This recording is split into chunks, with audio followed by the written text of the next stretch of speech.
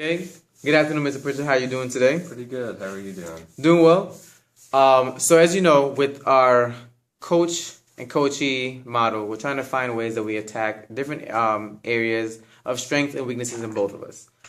So we picked a couple that we want to focus on, but before we get started, I just wanted to do a quick background and just touch bases with you on certain things. So what would you like to share about yourself and as far as your beliefs when it comes to teaching? Okay, so this is my second year teaching, and really enjoying it so far. As far as my beliefs about teaching, I believe that in each student has potential to work hard, to develop positive relationships with each student, and have high expectations for each student in my class. Okay. And I know that should be something that's definitely instilled in all educators. So I'm glad to hear you say that. I'm glad to hear that this is your second year and you're still enjoying it, because sometimes, things may fluctuate from year to year. So what would you say are some of your strengths that you've seen in the past 2 years that you're proud of or you're seeing yourself development? I think I'm a good listener. I like to listen to my students, see what some of the issues are. I'm very patient and work well with others, especially with middle school. You have to be patient. I enjoy being around middle school students. I love social studies and enjoy teaching my content area. So those would be some of my strengths as a teacher. That's good. I know every time I mention that I'm a middle school teacher, people are always like, why? So it's good to hear that you love working with this demographic, because it's a tough age group. They're still babies, but they think they're grown and they want to act grown, but they still need you to nurture them. So it's a very tough age, that 12, 13, 14 age bracket. And it's good to be good listeners. I know that's something that all of us can work on. I know I need to listen to my students more. So that's good. That's probably something that I can learn more from you, is listening more. So I'm pretty sure with the demographics you have at your school, you may or may not have a co-teacher with you. So what are some of the things that co-teaching helps you with or can help benefit with your teaching? I mean, it's just nice to learn with the other teachers, see what they're doing, see what's working in their classrooms. Like I said earlier, I'm second year is teaching, so I feel like I'm open to change. I like to get advice from different teachers on our hallway. So that's what I think the co-teaching relationship would help me with. Just to see what others are doing and see what's working with them. Okay. And do you have a good relationship with the teacher, with your co-teacher and the teachers on your hallway? Do you feel comfortable going to them? Yes, I do. And we meet a lot every day, basically. And I feel like we're always talking about issues and things that are happening on our hallway and see what other teachers are doing with those students. Okay. Good. So let's go back to the school more specifically. What would you say, or just tell me about your school and your classroom environment? Okay. I teach at Carson Middle School, Greene County Schools. I feel like the school's pretty small. I'm the only sixth grade teacher in sixth grade, social studies teacher in sixth grade. So it is a very small school environment. Most of the kids know each other. The classroom sizes are fairly small for the most part. In my class, personally, I have set up in groups, so the students are in groups with each other. I enjoy having them in groups, learning together, and I make sure the students are comfortable with their groups as well. The school environment's different on each hallway, but I feel like the sixth grade does a good job connecting and communicating with their students, and we also like to honor our students that do a good job, and we also help those students that are struggling, which we have quite a few. Okay. So would you say, I know you mentioned it's a small school, did you go to a larger middle school? I went to middle school that had probably 3 to 4 social studies teachers on each grade level. So you had different teams instead of just basically one team. Now, which one would you say, as a student in that setting and now as a teacher here, which one would you say you prefer at working in, or if you could work in a larger one? I think if I could work in a larger one, it'd be nice to work with other sixth grade social studies teachers, so you're not doing everything by yourself. So I think that's what I would prefer. That's a good point. If I could pick one. I mean, it probably would be better to have collaborate and work with people in your subject area. So yeah, I can see that being more of a benefit. Okay. What does a typical day in social studies world in Mr. Pritchard's class look like? Well, I teach 4 social studies class. We also have an ILT class and an advising class. Typical day, students are working very hard each day. They don't get social studies at elementary levels much, so we have a lot to do each day. So we don't have a minute to waste. We also use interactive notebooks this year, and students are working with their partners a lot more this year compared to last year. And that's something I know I wanted to discuss with you as we go through this process. I guess you could say the lack of or the drop off of social studies and science being taught in the elementary schools. What do you think is a cause for that, and where does that leave you as a middle school social studies teacher? I just feel like it's not important at the elementary school level, so they only get it maybe, once every week or so, or some don't get it at all. So when they come to me and they miss 3 years at least of social studies, it puts them way behind. So when we're going through my standards, I don't get to go deep into them. I can only kind of scratch the surface sometimes to get them where they need to be by the end of the year. So that's been pretty tough. I've noticed that teaching here in the elementary school, not having social studies. Do you think possibly now, I know we went from GPS and CRCT we went into Common Core, now we're getting ready for the Georgia Milestone. Do you think maybe in a couple of years that mindset of elementary school not really focusing on science and social studies will change, or do you think it's just a brand new test that's going to pretty much keep things the same way? I think for right now it's probably going to keep things the same because we still use GPS. Our tests are still going to be multiple choice. So I think for right now, schools will focus mostly on math and language arts until things like that change. So maybe social studies will get Common Core standards as well. And I know science, they don't have Common Core unless it's literacy. Okay. Okay, well, I mean, I know that can be frustrating, having a subject that, doesn't get the respect that it deserves, and it can make it very frustrating for the other teachers. So hopefully with the Georgia Milestones, that is something that will change. That would be nice. What are some of the pressures and challenges that you face on a regular basis? Even with the new milestone, even though it's multiple choice, I feel like it's going to be higher level questions. So I think they'll still have to think critically. They also have to write about social studies and ELA and other subjects. So I think those are some of the new challenges that we're all going to face. Okay. And then this may be somewhat of a tricky question because I know you mentioned earlier that you're the only sixth grade teacher on the sixth grade hallway. So who do you genuinely collaborate with in regards to your lessons? Like I said, we talk with all the our sixth grade teachers on our hallway. So we talk about what things are working, what things aren't working. 2 of my classes also have a co-teacher for special ed students. So I do plan with her every once in a while to see things that will work with them. Okay. And then what would you say is the population of the students or the learners that you teach? And about how many do you teach? You mean like learning styles and... Yeah, different learning styles and just the number of students that you teach on a daily basis.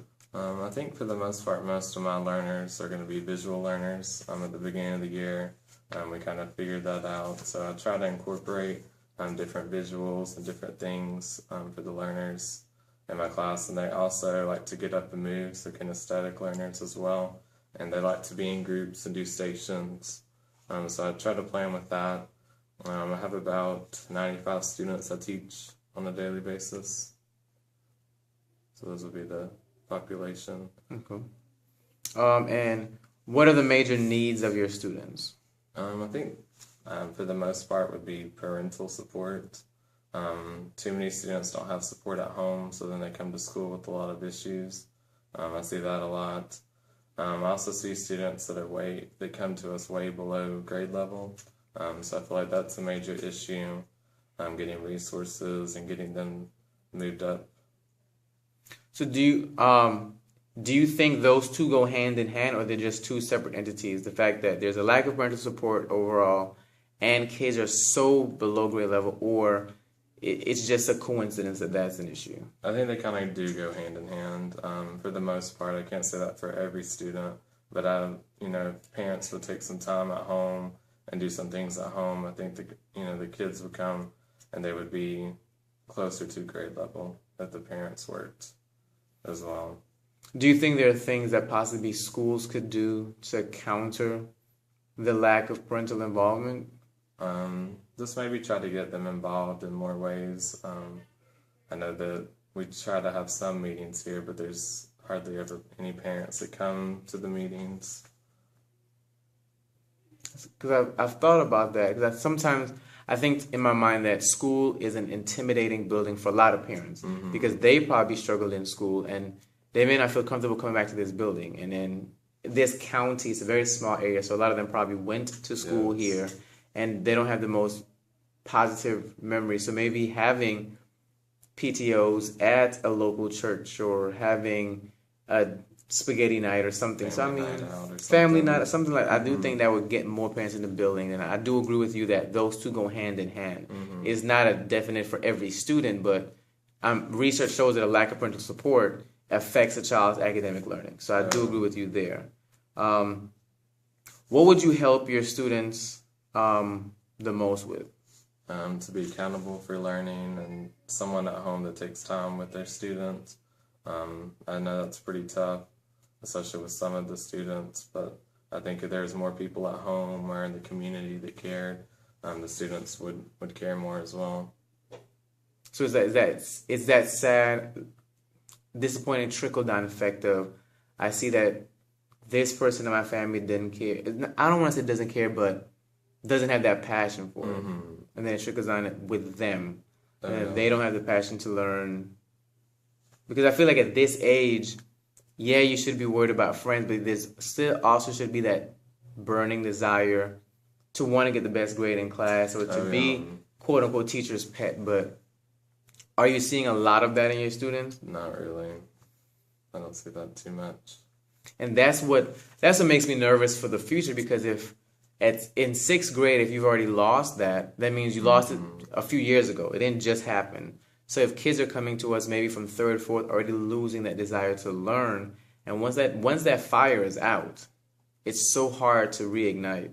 So I mean, there's something that just has to happen at a younger age so we can fix that before it becomes an issue here. And by the time it gets to high school, I mean, it's such a major problem. There is.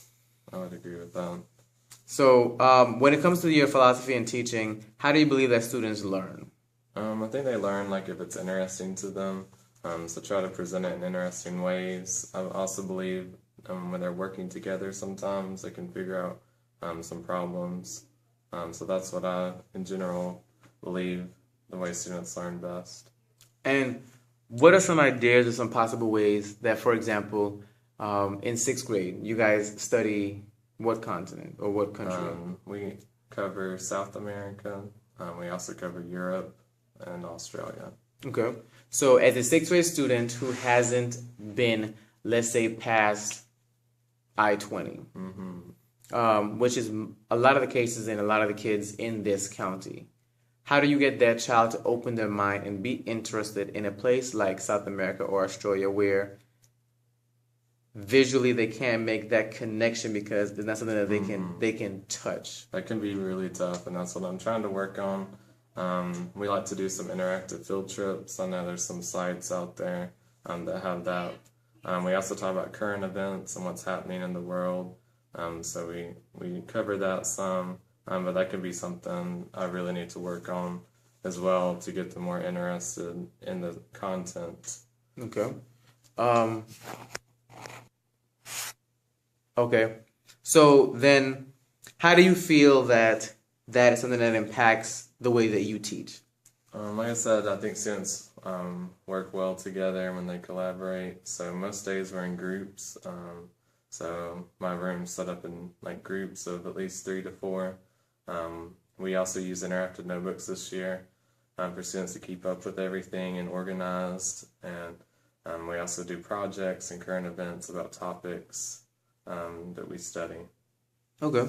Do you see a genuine want or need for?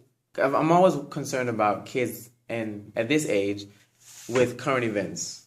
Are they genuinely interested in finding current event articles or things like that? I think sometimes they are. Sometimes it could be tough. I know right now they like to talk about Ebola, so we talked a little bit about that. It kind of just depends if they watch the news, and some things are interesting. Not everything is interesting to the students, but we do try to pull in some that are, especially if we're talking about that area of the world. Okay.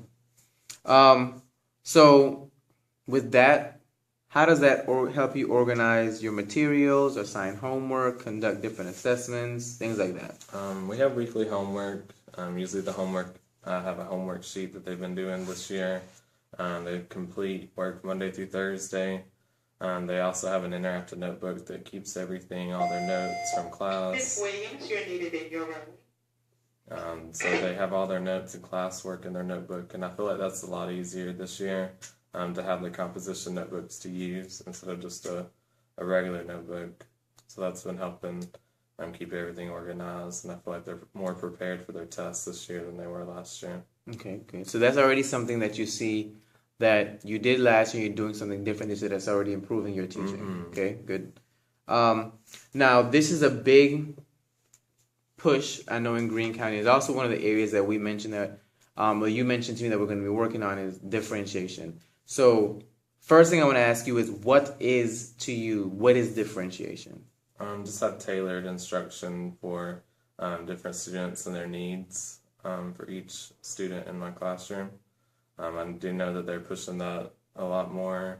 We went to a training last year on this and got some professional development on differentiation, and they're definitely looking on that with lesson plans as well. Okay. Is it something that you feel comfortable with, or do you feel like it's something you can perfect, or something that you always be trying to improve? I think it's something that I could always improve, especially right now. I also feel like a lot of things I already do, but I don't count it as differentiation. So I feel like as I'm looking at lessons, I'm like, oh, I already do this here. But I do feel like I could always improve with that. Okay. And would you say that some of the methods that you use change, like you said, this is your second year, from now that you have a different group of students, or are you using some of the same techniques and they're still effective? I'm using some of the same. I've noticed with this group they're a lot lower, so we're trying to find resources to fit their grade level and their needs.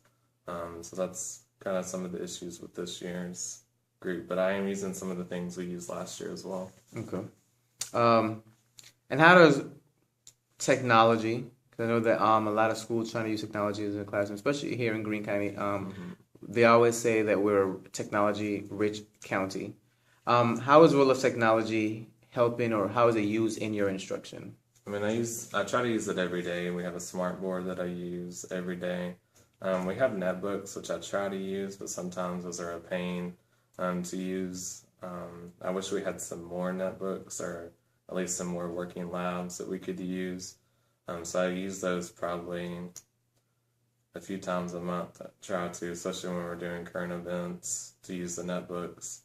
I don't feel comfortable with the smart board as much as I should, because I've seen some teachers that know how to use it a lot, and I feel like we have a lot of technology, but we don't get a lot of training for some of the technology we have. Okay. So we know that one area that we're going to be working on is differentiated instruction. And another area is student engagement. So in your opinion, what is student engagement? Just to have students interested in the content and their classes that they have. That would be student engagement. Can you think of a lesson that you would say went really well as far as student engagement? Yes. Let me think for just a minute. Like I said, it's really hard to get some things for student engagement, because a lot of students didn't have social studies. But I do, especially towards the end of the year, like to dig in a little more when tests are done. But I remember last year they created projects, and we had a social studies fair, and they had to choose a topic that we had talked about, and find a lot of research, and they were really excited about that, and to compete in the fair. So I think that they really got into that. They're getting into the current events this year, and I've been using different websites for them to use as well, and they enjoy researching different current events. So those would be two with student engagement. Okay. And then now think of one that didn't go as well as you would have liked as far as student engagement, and did you kind of reflect on what happened and try to fix it, or did you just okay, we'll just move on to something else? I struggle sometimes with social studies has a lot of new vocabulary, so we try to do the TFP charts and other vocabulary strategies, and they like the TFP charts at first, but it's hard to find others. So I would like to find some things that engage students with new vocabulary to get them more interested in the vocabulary. So some of the lessons this year, I know they're probably already tired of TFP charts and other things. So that's something I would like to improve on. Okay. Now, let's take a step back and talk a little bit more about differentiation. What's a lesson that you would say was very well differentiated and it went well, and you were proud of what you saw happening? I do a lot of stations, and I have them grouped by reading level for the most part. So I do know that several lessons this year we have different stations where they might be reading something on their level, or some might be working on study island, or some might be advancing in the standards. So I do like lessons like that. We also, like I said, talk about current events, and we've used we've used News ELA, which goes by their grade level. So I think that's good, so they can actually understand the current event, and it's on their reading level.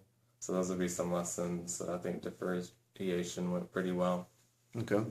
Now, we mentioned that the two things that we're focusing on this year is student engagement and differentiation. Why are these areas important in a classroom, in your classroom or in classrooms in general? Because if they're not engaged, they don't really care about it. They're not going to learn about it. So they're not going to put the effort in. And if you make it interesting for them, I think that they'll learn a lot better. Differentiation, if it's not tailored to their needs, kind of goes with student engagement. They're not going to learn about it. Or if it's over their heads, they won't understand it. So I think that these two things are very important to focus on this year, especially in my classroom, because I know I could work a lot on both of these this year. And I know with those two, something I definitely want to focus on with both of us this year is finding a way to measure them. Because I know a lot of times people come with ideas of how to improve their classroom, but they're not measurable goals. Mm-hmm. I mean, for example, differentiation, maybe we can measure that through different assessments that we give and how you break them up into your stations, and with engagement, maybe do some student surveys. Mm-hmm. So we just we'll work continuously to find a way to measure, is student engagement increasing, is it staying the same, is differentiation increasing, is it staying the same. But just to do a quick comparison, do you feel that students or schools today are different from when you were in school, and if so, how and why? I think compared when I went to school, some teachers I had were pretty boring. We just read and took notes. We were never in groups, really. So I feel like that's a little different than my classroom. It was a bigger school. I felt like we were kind of like a number. So I feel like at least here we get to know our students. So that's comparing to middle schools I've been at. As far as that, I feel like everybody got the same instruction. There was really not too much that was different. So I do feel like we differentiate more. We engage students more than when I went to school, from my personal background. Okay. And then with that being said, how has your teaching changed? And I know you mentioned you've been teaching for 2 years now, but from year 1 to year 2, how would you say that your teaching has changed in maybe something small, even something large that you've noticed a difference? Like I said earlier, with the student interactive notebooks, I've added that this year, and I feel like they enjoy that better than just note taking or keeping up with the regular notebook. So that's helping with some student engagement. I'm always looking for ideas to put into the interactive notebooks to make them more interactive for students. So that's one major thing that I've changed since last year. Okay. And going back to what you mentioned earlier about it being a smaller school, so you're the only sixth grade teacher that teaches social studies in this hallway. You did mention working with some of the other subject areas. Do you try to plan different interdisciplinary units as a way to help with both student engagement and differentiation? We kind of have before. I would like to do that more. Maybe this year as a team. I know some things go together with science, ELA. It's kind of hard to find some things with math, but I think that would be a good idea to plan as a team. And, you know, some things we talk about in social studies are talked about in different classes, and the other way too. Well, with that, because that's giving me ideas, maybe one thing we can do this year to challenge both of us is to find a way where you and the math teacher plan some kind of unit, even if it's measuring. Do you guys study? I'm guessing population and maybe rainfall and so maybe measurements of rainfall in different areas of the world, or just to find a way. Because I think, like you mentioned, social studies does not get the respect it deserves in a lot of schools, so they come here with a lack of knowledge. But if they're getting little bits of pieces here in different areas, that would help. So I think that's something that we can work on this year and try to figure out a way to get social studies into the math class and into the science class and into the ELA class. That could be beneficial as well. I like that. So that let's put that down as one of our goals to work on this year, is to find a way to get you two to collaborate. And then also with ELA, that could be possible. Maybe if you guys are working in a specific country, in your class, you could be working on the demographics of the country, the history of the country, the culture of the country. And in ELA, they could be working on maybe writing a short story or a creative story or a descriptive paragraph about that country. An idea that's coming to my head is a lesson that I did with students where they had to create a monster, and they had to write a story about the monster, and someone had to draw a picture of the monster, and then they had to look and see if the picture was what they thought their monster would originally look like. So maybe they could write a descriptive paragraph about a country, and then we can see if the student can figure out what country they're describing. That'd be really good. So those are just some ideas that are popping off, man, that we could possibly use in different classes to up the differentiation and hopefully up the student engagement, and then up the level of or the amount of social studies being taught in different classes. And that last idea would be good because we talk about Europe, South America, and Australia, so we could do it for different units. So that would be, I like that idea. Okay, well, we'll definitely try to do that. And I mean, I'm excited about it because it'd be cool to see how kids describe these countries, and maybe get some writing. Because sometimes they get a little bit tired of the state test prompt type practice questions. So something like this could be a little bit more helpful in all subject areas. So we know we're going to focus on those two areas. Do you feel like as a whole from the school, you get the support you need as a social studies teacher? Sometimes I feel like we're put on the back burner sometimes with different things. I do feel like, at least this year, we're getting some materials that we didn't get last year, so that's going to be helpful. But like I said, they focus a lot on math and ELA, which is fine, but I also like to focus on social studies as well. But I do feel like sometimes they don't put as much effort. We don't have as many professional developments for social studies as others get. That's what I feel as a whole.